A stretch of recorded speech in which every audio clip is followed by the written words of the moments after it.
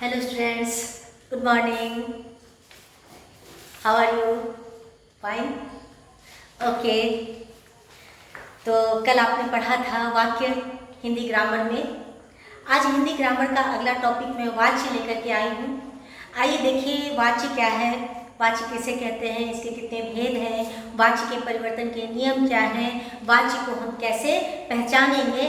आइए हम इन सब के बारे में जानते हैं। यह स्टैंडर्ड 10th के पाठ्यक्रम में है, तो स्टैंडर्ड 10th के बच्चे जरा ध्यान से इसको देखेंगे, पढ़ेंगे, समझेंगे।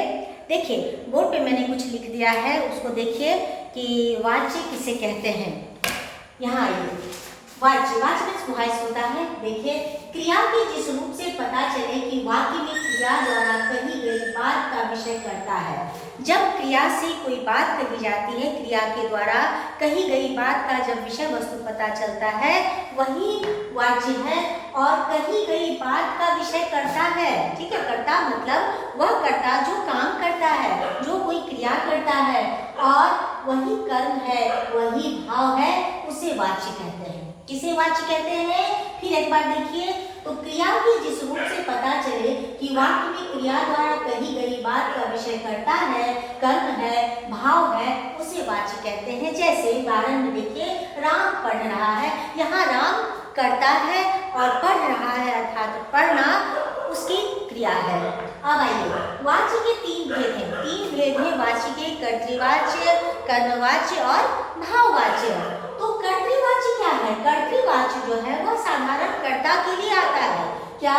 तो इसमें कर्ता की प्रधानता होती है और क्रिया का सीधा संबंध कर्ता से होता है। कर्तृवाच्य में क्या होता है कि इसमें जो ये कर्ता है उसी की प्रधानता होती है, मुख्य रूप से कर्ता प्रधान होता है, इंपॉर्टेंस होती है कर्ता की, और क्रिया का सीधा संबंध कर्ता से होता है।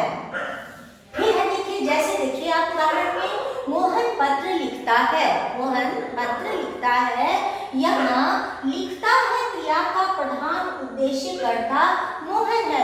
उद्देश्य कल आपने पढ़ा था ना कि उद्देश्य का मतलब कर्ता होता है और विधेय का मतलब क्रिया होती है, वही यहाँ लिखा है कि उद्देश्य कर्ता मोहन है। कर्तृवाच्य में क्रिया के लिंग और वचन कर्ता के अनुसार होते हैं। क्रिया का जो लिंग होता है, जो वचन होता है, वह कर्ता के अनुसार होता है। कर्ता जिस लिंग का होगा क्रिया भी उसी लिंग की होगी, कर्ता जिस वचन में होंगे क्रिया भी उसकी उसी वचन में होगी। फिर देखिए क्या कह रहा है कि इसमें सकर्मक और अकर्मक दोनों प्रकार के वाक्य होते हैं। अब देखिए कर्तृवाच्य में सकर्मक और अकर्मक दोनों तरह के वाक्य आपको मिलेंगे। सकर्मक वाक्य का मतलब होता है, जब आपने क्रिया पढ़ा होगा उसमें क्रिया के दो भेद हैं, आपको मालूम होगा। एक नहीं, क्रिया के तीन भेद हैं, मुख्य रूप से क्रिया के तीन भेद हैं, सकर्मक, अकर्मक और द्विकर्मक। लेकिन जनरली लोग दो क्रियाओं को लेकर के चलता है, इसका प्रचलन ज्यादा है सकर्मक और अकर्मक क्रिया का। सकर्मक क्रिया का मतलब होता है वैसी क्रिया जो कर्ता पे सीधा प्रभाव डालती है, वह सकर्मक क्रिया होती है। और अकर्मक क्रिया वह क्रिया होती है जो कर्ता के ऊपर डायरेक्ट प्रभाव नहीं डालती है, वह अकर्मक क्रिया होती है। तो कर्तृवाच्य में सकर्मक और अकर्मक दोनों तरह की क्रियाएं होती हैं।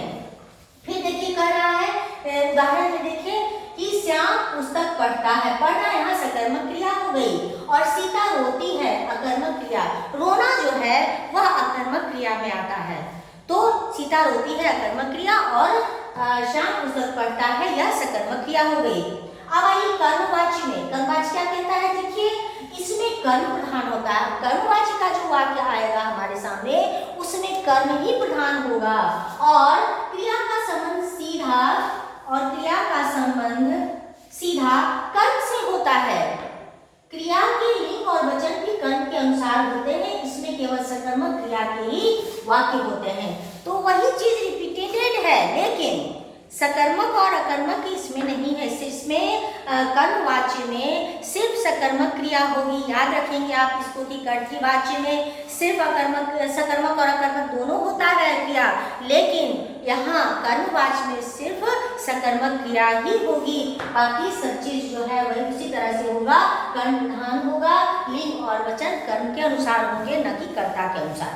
ठीक है, इसका उदाहरण देखिए, राम के द्वारा भोजन किया गया। पहला है राम के द्वारा भोजन किया गया। अंडरलाइन मैंने कर दिया है के द्वारा। जब कर्मवाची का वाक्य आएगा कोई भी, उसमें के द्वारा लगा रहेगा। आप समझ जाना कि यह कर्मवाची का उदाहरण है। फिर देखिए, मोहन द्वारा पुस्तक लिखी जाती है। फिर द्वारा को मैंने अंडरलाइन कर दिया है। द्वारा जब आप पढ़ेंगे समझ लेना आप कि यहाँ भी कर्मवाची का उदाहरण है। कर्मवाची में इसी तरह के उदाहरण रहेंगे, के द्वारा लिखा रहेगा, द्वारा लिखा रहेगा। ठीक है, तो पहचानने के लिए आगे फिर मैं बताऊंगी उसको। फिर देखिए, तीसरा है भाववाच्य। इसमें भाव की प्रधानता होती है। इसमें भाव की प्रधानता होती है और कर्ता या कर्म की नहीं। इसमें ना कर्ता प्रधान होता है ना कर्म प्रधान होता है, बल्कि कर्ता के द्वारा किया गया जो कर्म है, उस कर्म के जो भाव हैं हमारे, वही मुख्य रूप से प्रधान होते हैं। फिर देखिए, यह अकर्मक धातु में ही होता है और भाववाच्य में भी सिर्फ अकर्मक धातु में ही इसका प्रयोग होता है। इसमें क्रिया सदा एक वचन पुल्लिंग में होती है और उसकी क्रिया हमेशा एक वचन में ही होगा और पुल्लिंग में ही होगा। फिर देखिए, इसका अधिकतर प्रयोग निषेधार्थक वाक्यों में होता है। इसका प्रयोग किसमें, किसका, भाववाची का प्रयोग ज्यादा से ज्यादा इसका प्रयोग निषेधात्मक वाक्यों में होता है। निषेधात्मक कहते हैं जिसमें न लिखा रहता है, नहीं लिखा रहता है, मत लिखा रहता है, मना करने के अर्थ में होता है।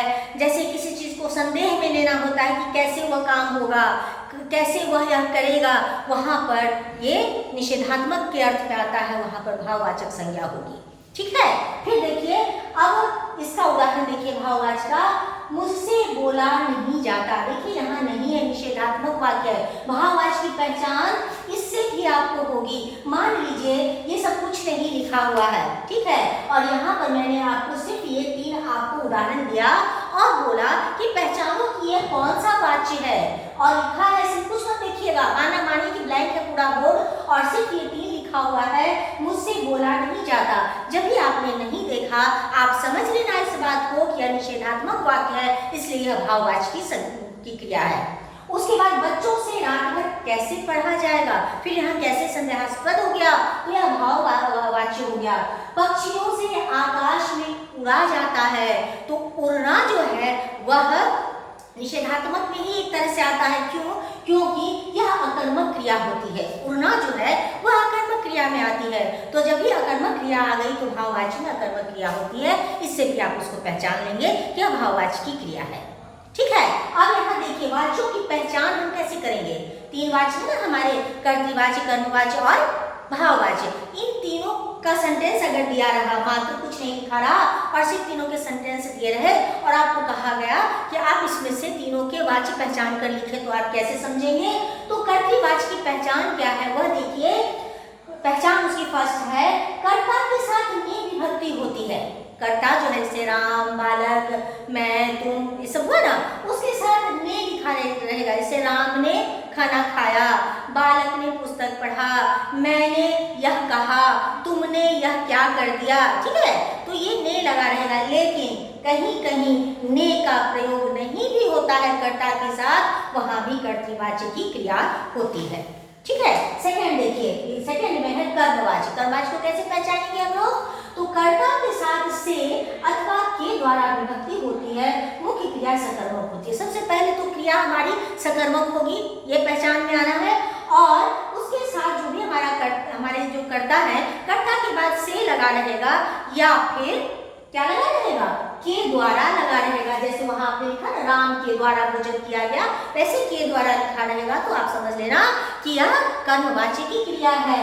भाववाच्य में आइए, कर्ता के साथ से, द्वारा, के द्वारा विभक्ति होती है। भाववाच्य में भी वही सिस्टम है। क्या? तो कर्ता के साथ से लिखा रहेगा कहीं पर द्वारा सिर्फ लिखा रहेगा, कहीं पर के द्वारा भी लिखा रहेगा। ठीक है, लेकिन निषेधात्मक वाक्यों का वहां पर प्रयोग होगा और निषेधात्मक के साथ साथ प्रयोग क्या होगा, अकर्मक क्रिया का प्रयोग होगा। और अकर्मक क्रिया 2, 4, 5 है मुख्य रूप से, जिसको मैं आपको यहाँ पे नोट करती हूँ, देख लेना। जैसे सोना, नींद में सोना, सोना भी अकर्मक क्रिया में आती है। ठीक है। हंसना, चाहे वो आप कैसे भी हंसे, हंसना जो है वह अकर्मक क्रिया में आती है। रोना, रोना भी अकर्मक क्रिया है। पचना, पचना भी अकर्मक क्रिया है। उड़ना, पक्षियों का उड़ना आकाश में, वह भी अकर्मक क्रिया है। सबको आप नोट कर लेना कि अकर्मक क्रिया में यह बराबर पूछता है और आपको कंफ्यूज कर जाते हो कि हंसना कैसे मैम अकर्मक क्रिया है। तो है, यह विशेष रूप से ये शब्द हैं जो अकर्मक क्रिया में ही आते हैं। ठीक है, इसको नोट कर लीजिएगा। अब आपने देखा वाच्य किसे कहते हैं, वाच्य के कितने भेद हैं, तीनों वाच्य की जो ये है उसका जो प्रारूप है वो आपने देखा, इनके उदाहरण आपने देखे, वाच्यों की पहचान आपने देखी। अब इसके बाद वाच्य परिवर्तन आएगा हमारे पास कि यह जो वाच्य है कर्मवाच्य से कर्तृवाच्य से कर्मवाच्य में हम कैसे बदलेंगे, कर्मवाच्य से फिर कर्तृवाच्य में कैसे बदलेंगे, कर्तृवाच्य से हम भाववाच्य में कैसे बदलेंगे। यह जो बदलने की प्रक्रिया है, इसी तरह के सवाल हमारे सामने आएंगे बोर्ड में। यह मैं अगले क्लास में आपको अभी तुरंत बता देती हूँ, आप तब तक इसको नोट कर लें। मैं तुरंत आकर आपको अगला जो इसका है प्रोसेस वो मैं आपको बताती हूँ। Bye, thanks.